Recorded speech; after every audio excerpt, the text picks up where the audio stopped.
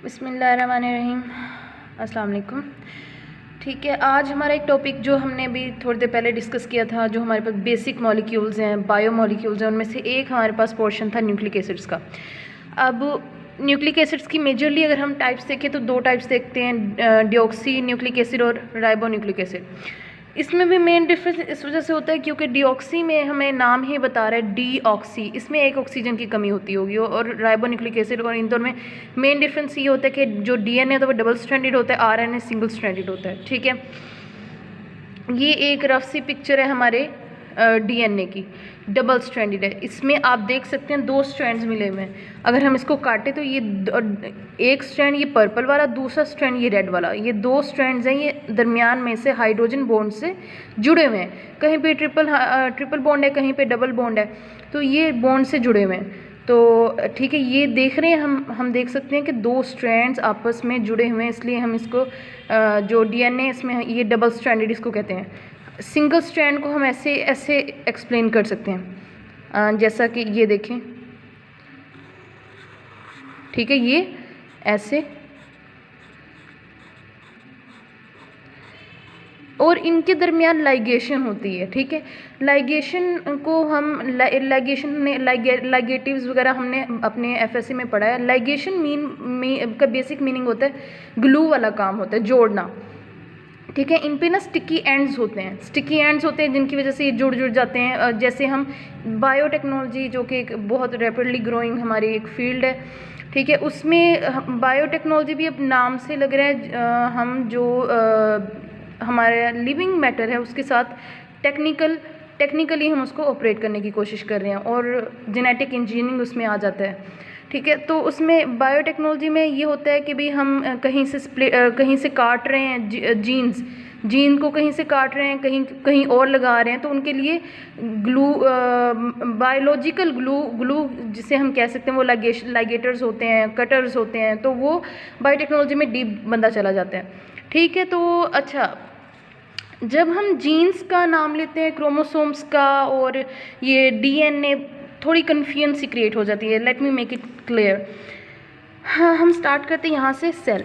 अच्छा, सेल का सबको पता है बेसिक यूनिट ऑफ लाइफ ही हमने सबने सिंपल डेफिनेशन पढ़ी हुई है कि जो सेल है वो बेसिक यूनिट होता है।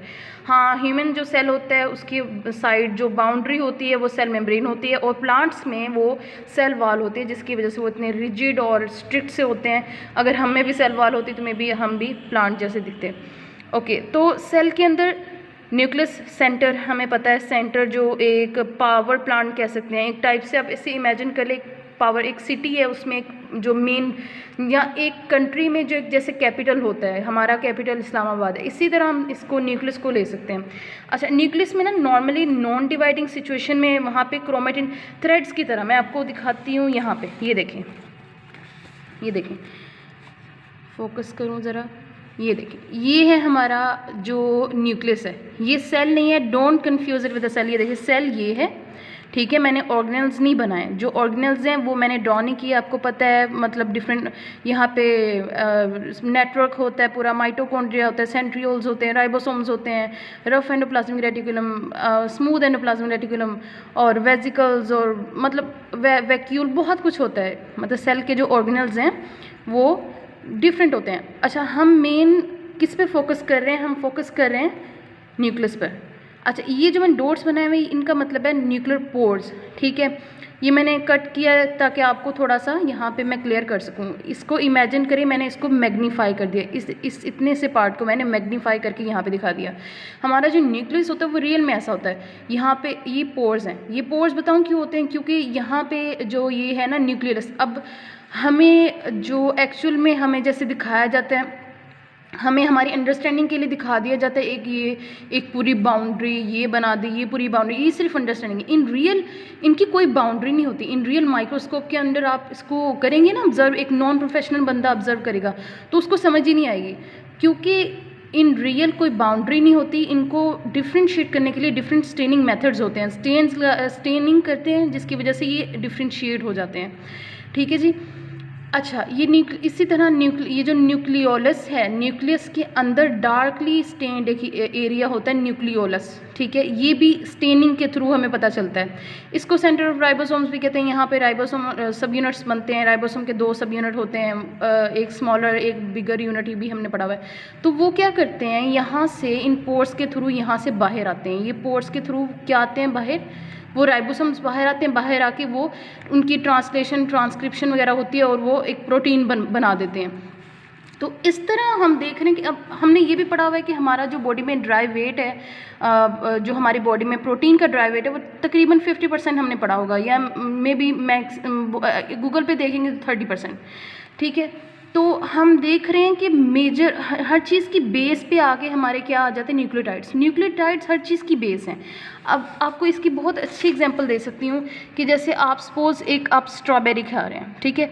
अब आप स्ट्रॉबेरी भी खा रहे हैं ना, तो आप एक्चुअली हमें एक बात तो पता है ना कि जितनी भी लिविंग थिंग्स हैं, चाहे वो एनिमल्स हैं, प्लांट्स हैं, कुछ भी हैं, उनका बेसिक यूनिट सेल ही है। तो हम एक स्ट्रॉबेरी खा रहे हैं मतलब सारे सेल खा रहे हैं, मतलब सेल खा रहे हैं, तो उनके अंदर क्या होगा न्यूक्लियर मटेरियल। तो न्यूक्लियर मटेरियल अंदर जा रहा है, तो उसका मतलब ये है कि हमारे अंदर सारा का सारा न्यूक्लिक एसिड जा रहा है, न्यूक्लिक एसिड्स जा रहे हैं हमारे अंदर, सही है ना। तो ये एक इसकी एग्जांपल होगी। अच्छा, अब इसमें भी है भाई, हमें पता है कि भाई हर लिविंग चाहे वो, अब मेनली 2 कैटेगरीज होती हैं प्रोक्रियोट्स में, और जो सेल्स की होती है प्रोक्रियोट और यूक्रियोट। मैं शॉर्टली कवर करूँगी इसको। You mean true, pro mean जिनमें ट्रू न्यूक्लियस नहीं होता है। यूक्रियोट्स वो होते हैं जिनमें ट्रू न्यूक्लियस होता है, जैसे कि हम हो गए, ह्यूमन बींग्स हो गए, हमारे अंदर न्यूक्लियस होता है, वो बहुत क्लियर कट होता है, ठीक है, काफ़ी हद तक क्लियर होता है। जबकि यूक्रियोट्स जो होते हैं, प्रोक्रियोट्स जो होते हैं, जैसा कि हम बैक्टीरिया कह सकते हैं, बैक्टीरिया का अगर हम स्ट्रक्चर देखेंगे, उसके अंदर प्रॉपर बाउंडेड न्यूक्लियस नहीं होता, उसके अंदर जो क्रोमेटिन मटेरियल होता है वो सारा स्प्रेड हुआ होता है साइटोप्लाज्म के अंदर। और राइबोसोम्स भी बिल्कुल स्प्रेड हुए होते हैं, उनकी बस एक बाउंड्री होती है, ठीक है। उसका भी हम स्ट्रक्चर मैं आपको ड्रॉ करके थोड़ा समझा सकती हूँ।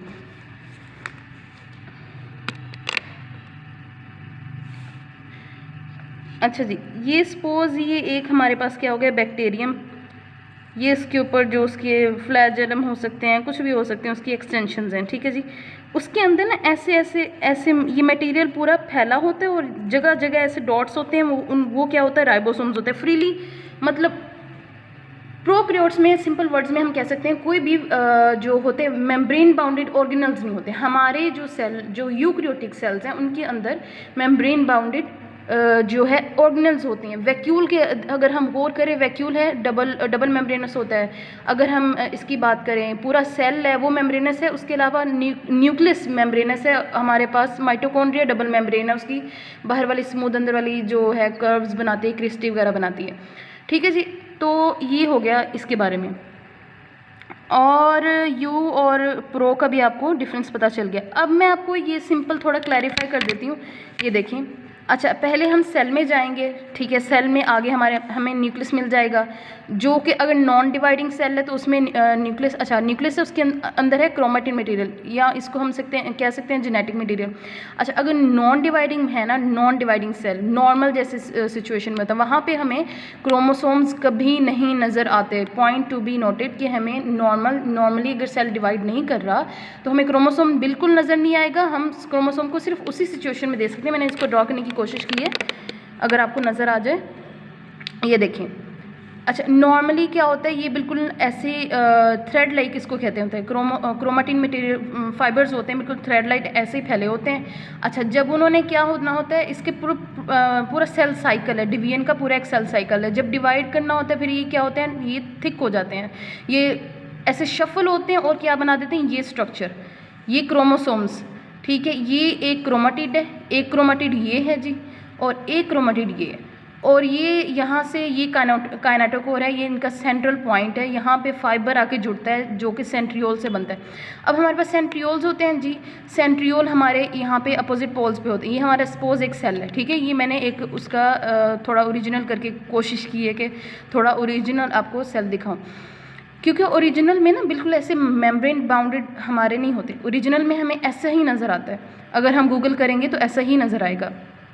अगर हम पिक्चर्स लेते हैं माइक्रोस्कोप की, लाइट माइक्रोस्कोप या इलेक्ट्रॉन माइक्रोस्कोप की, तो उसमें हमें ऐसे नज़र आता है, बस एक आउटलाइन नज़र आती है, उस पर हमने ऑब्जर्व करना होता है, स्टेनिंग करके हमने डिफरेंट प्रोसीजर से गुजरना होता है, फिर जाके कोई कंक्लूजन निकलता है। अच्छा जी, तो ये हमारे पास ये यहाँ पे कंडेंस हो जाएगा, फिर क्या होगा, जो सेंट्रियोल्स होते हैं वो अपोजिट पोल्स पे मूव करते हैं, अपोजिट पोल्स पे मूव करते हैं, और वो जनाब अला वो उनमें से एक्सटेंशंस निकलती हैं, उनको स्पिंडल फाइबर्स कहते हैं। स्पिंडल फाइबर्स क्या होते हैं, यहाँ पे आके इनसे ये जो हमारे पास क्रोमोसोम्स हैं, ये क्रोमोसोम ये स्ट्रक्चर है ना, यहाँ पे आके अटैच हो जाएंगे, यहाँ से ऐसे सपोज यहाँ से एक सेंट्रियोल, यहाँ पे एक सेंट्रियोल पड़ा है, ये सेंट्रियोल्स परपेंडिकुलर पड़े होते हैं एक दूसरे को, ऐसे एट 90 डिग्रीज ऐसे पड़े होते हैं, हमने अभी तक यही पढ़ा है। इनमें से ऐसे फाइबर्स निकलते हैं, ठीक है, अपोजिट पोल्स पे दोनों सेल की, जैसे दो पोल कहते हैं किनारे को, एक ये किनारा एक ये किनारा, तो ये एक किनारे पे एक सेट हो जाता है, एक किनारे पे एक सेट हो जाता है, मतलब पेयर में हो जाता है, फिर इनमें से निकलते हैं फाइबर्स, ठीक है, फाइबर्स निकलते हैं और फिर वो यहाँ पे आके काइनेटोकोर फाइबर जो होते हैं वो आके क्रोमोसोम से यहाँ पे अटैच होते हैं। अब इमेजिन करें हमारे पास ये दो क्रोमोसोम्स हैं, साइडों पे हमारे यहाँ पे आके अटैच हो गए काइनेटोकोर फाइबर्स।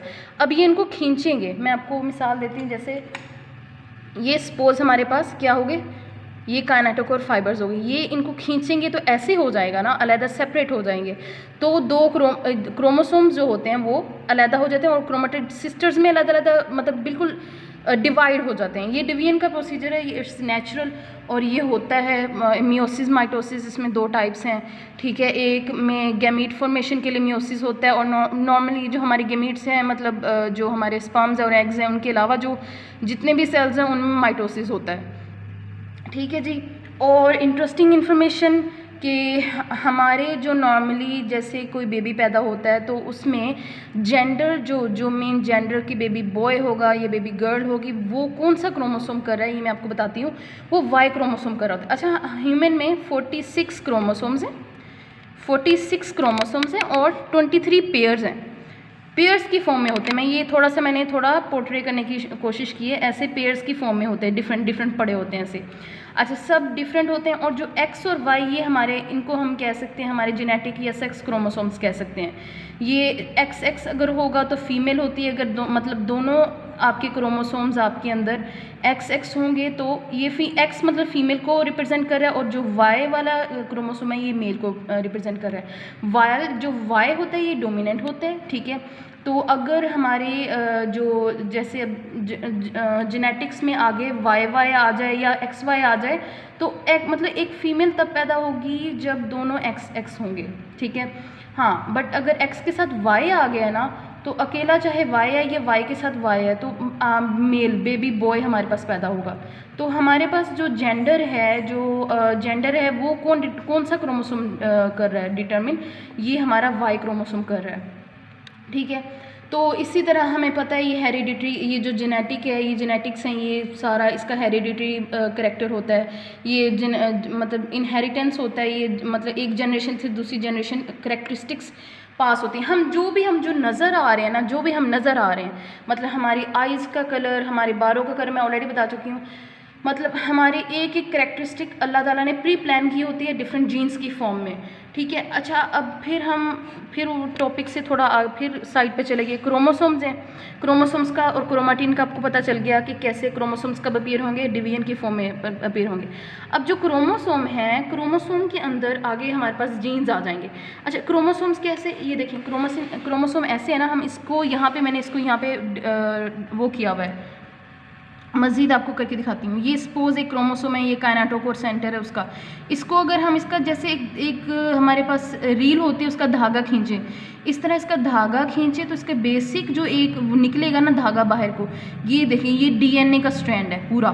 अच्छा, अब DNA का एक स्पेसिफिक पोर्शन, ख़ास एक पोर्शन को हम क्या कहते हैं, जीन। सिंपल सी बात है, क्रोमोसोम से क्या बना, DNA, ठीक है, ये पूरा DNA, और DNA के स्पेसिफिक किसी पोर्शन को हम जीन कह देते हैं, सही है। और जीन में क्या होता है जी, अच्छा अब मैं ज़्यादा डिटेल में जा रही हूँ, बाकी इन्फॉर्मेशन आपको नेक्स्ट वीडियो में बताती हूँ।